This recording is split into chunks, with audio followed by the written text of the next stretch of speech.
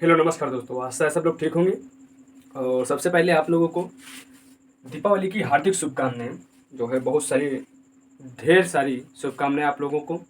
और मेरा मानना तो ये है, अपने घर और आसपास जो लोग घर और साफ करते हैं या पेंट वेंट करते हैं, तो हम ये कहेंगे कि घर को साफ करके ना, घर बेशक मत साफ कीजिएगा, लेकिन अपने मन को जरूर साफ कर लीजिएगा। मतलब कहने का मतलब ये है, कुछ लोग घर को तो साफ कर लेते हैं हर वर्ष, लेकिन अपने मन को जरा सा भी साफ नहीं करते हैं। तो आप लोगों से निवेदन ये है, जितने लोग वीडियो देख रहे हैं, तो अपना घर बेशक ना साफ करना, लेकिन अपने मन को जरूर एक बार साफ कीजिएगा। और साफ करने के बाद में एक वर्ष व्यतीत कीजिएगा, आप लोगों को बहुत अच्छा लगेगा और सुकून भी मिलेगा। तो जैसा कि आपको हम बता दें, जो हम लोग दीपावली मनाते हैं, क्यों मनाते हैं, क्या है, क्या किया जाता है, दिए दिए हम क्यों जलाते हैं, और ये बहुत सारी चीज़ें आज हम आपको इस वीडियो के माध्यम से बताएंगे। देखो, सबसे पहले जो दीपावली है, बहुत लोग मानते हैं जो दीपावली है वास्तव में लोग, कि जब राम ने रावण का वध किया था, और वध करने के बाद में जब वो अयोध्या नगरी वापस आए थे, तब से हम ये जो है वहाँ अयोध्या नगरी जो है वहाँ के लोगों ने घी के दीप जला के उनका स्वागत किया था। लेकिन ऐसा कुछ नहीं है। जो अगर ऐसा कुछ होता होता, तो जब हम लोग दीपावली मनाते हैं, तो वहाँ पे लक्ष्मी और गणेश की पूजा नहीं करते। जो आप लोग बताइए, अच्छा, जो हम लोग पूजा करते हैं, क्या उस पूजा में कहीं भी राम और सीता की मूर्त लेके या उनके नाम से कहीं पूजा करते नहीं करते, केवल लक्ष्मी और गणेश जी की ही पूजा करते हैं। और एक बात आपको मालूम होना चाहिए, जबकि लक्ष्मी के ना तो वो बेटे हैं गणेश जी, और ना ही तो जैसे नारायण उनके पति हैं, उनकी गणेश और नारायण की पूजा हो तो ठीक है, लेकिन ऐसा कुछ नहीं होता है। यही सब हमको बताएंगे, देखते हैं। जैसे ऐसा माना जाता है कि जो पूजा होती है, मतलब हम मानते हैं, मतलब जैसे सुना है आप लोगों ने कि जब राम और सीता वनवास से वापस लौटे थे रावण का वध करके, उसी समय अयोध्या ने वहाँ पे घी के दीप जला के उनका स्वागत किया था। उसी दिन से दीपावली मनाई जाती है। किंतु आप लोगों को बता दें, ऐसा नहीं है। देखो, दशहरा ऐसा माना जाता है, राम ने रावण को दशहरा के दिन मारा था। जो राम थे, राम राम ने रावण को दशहरा के दिन मारा था। और मारने के बाद वो धीरे धीरे धीरे धीरे लगभग 20 दिन के बाद जब वो अयोध्या नगरी पहुंचते हैं, तो वहां के लोग उनका स्वागत करते हैं। किंतु ऐसा नहीं है। तो कैसा है फिर, देखो, रावण को मारकर राम वापस आए थे, और तुरंत आए थे। ऐसा नहीं था कि वो वहां पे रुके हों, ऐसा नहीं भाई, वो तुरंत वापस आए थे। क्यों तुरंत आए थे, क्यों, क्योंकि जब राम वनवास गए थे, तो आप लोगों ने, सभी लोगों ने देखा होगा कि भरत उनके पास जाते हैं और कहते हैं, चलिए आप वहाँ पे जो है अयोध्या नगरी में आप राज कीजिए चल के।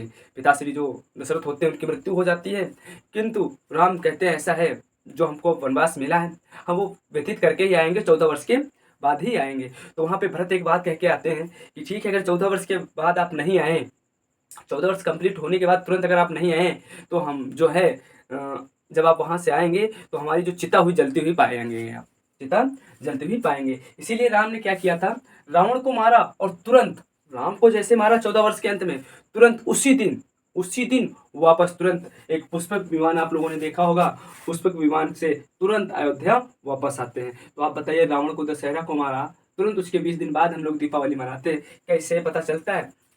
लोग तो कहते हैं कि दशहरा के दिन रावण को मारा गया, उसके 20 दिन बाद राम वापस आए थे। गए थे वो पैदल थे, लेकिन आए किससे थे, पुष्पक विमान से आए थे, क्योंकि वो जल्दी उनको आना था, वो 14 वर्ष के अंदर ही। ठीक है, रावण को मार कर राम वापस आए थे, किससे आए थे, पुष्पक विमान से आए थे, तुरंत आए थे। ठीक है, जिस दिन मारा उसी दिन वो वापस आए थे। ठीक है, और ये कभी कभी अगर हम आपको बता दें कि राम को 14 वर्ष का वनवास ही क्यों, कि कई 15 वर्ष भी बोल सकती थी, 16 वर्ष, 13 वर्ष, बहुत सारे बीच में पड़े थे, 14 वर्ष ही क्यों बोला था, क्योंकि एक केकई जो थी, केकई माँ बहुत विद्वान थी, केकई जो थी वो बहुत विद्वान थी। उसको ये पता था कि आज से रावण का जीवन बचा है, वो मात्र 14 वर्ष ही बचा है। इसीलिए केकई ने अपने शब्दों से दशरथ से बोला था कि मात्र 14 वर्ष के लिए इनको वनवास भेज दीजिए।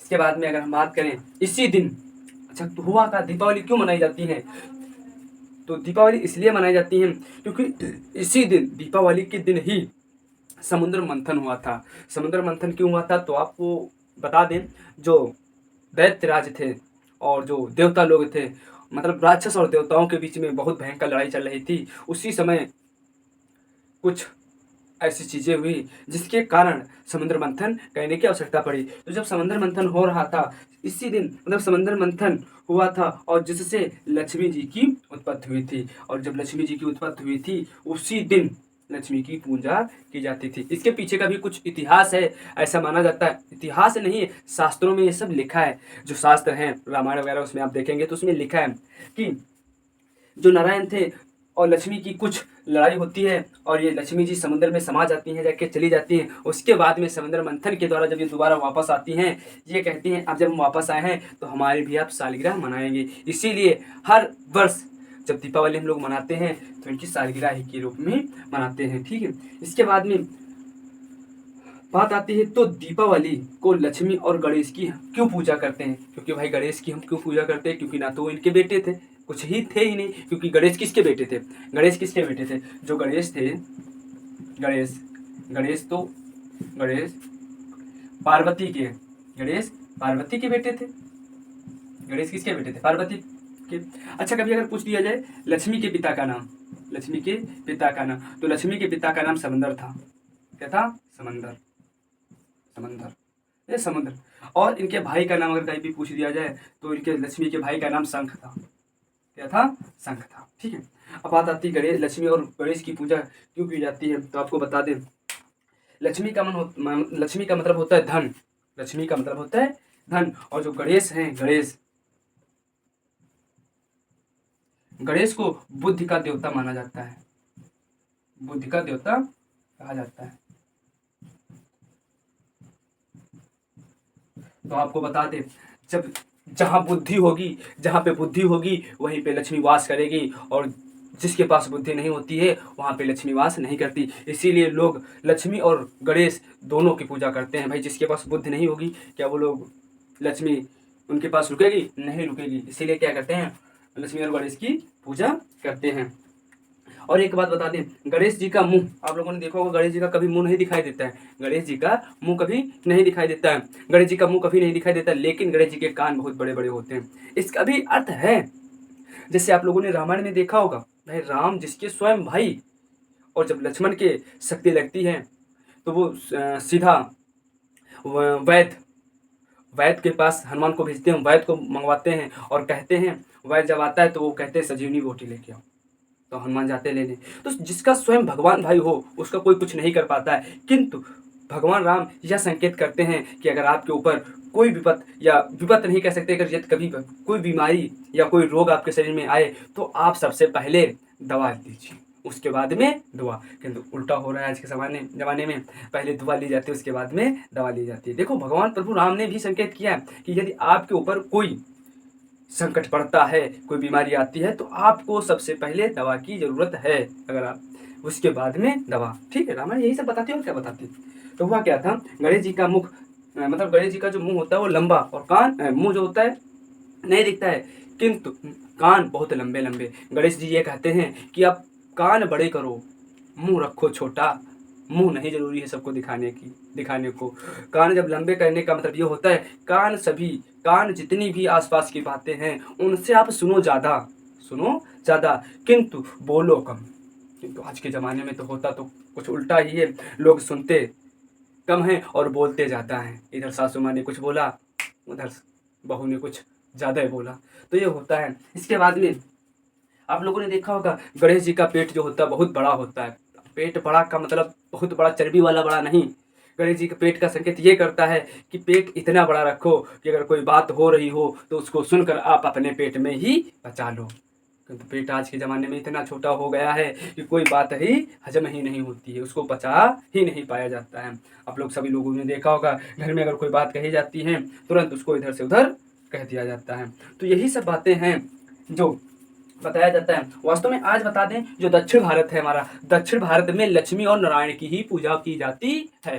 दक्षिण भारत में दीपावली के दिन लक्ष्मी और नारायण की ही पूजा की जाती है। उत्तर भारत में लक्ष्मी और गणेश की पूजा की जाती है, जिसका मतलब यही है कि लक्ष्मी का मतलब तो धन, और गणेश का मतलब होता है बुद्धि के देवता। जिसके पास बुद्धि होगी उसके पास ही लक्ष्मी रुकेगी। आपको बता दें, कभी भी आपको अपने घर की कोई भी बात किसी से शेयर नहीं करनी चाहिए। जैसे अगर हम कुछ बताएं, अपने अपने घरन की, अपने अपने घरन की दुख ना कहीं रोए, अपने अपने घरन की दुख ना कहीं हो रोए। मतलब अपने अपने घर की जो दुख होता है वो किसी से रोने की आवश्यकता नहीं होती है। सुन एठले ही लोग, सुन एठले ही लोग, एठले ही लोग मतलब सुन के लोग अनेक प्रकार की विवेचनाएं करते हैं, किंतु उसका भला कुछ निकलता नहीं है।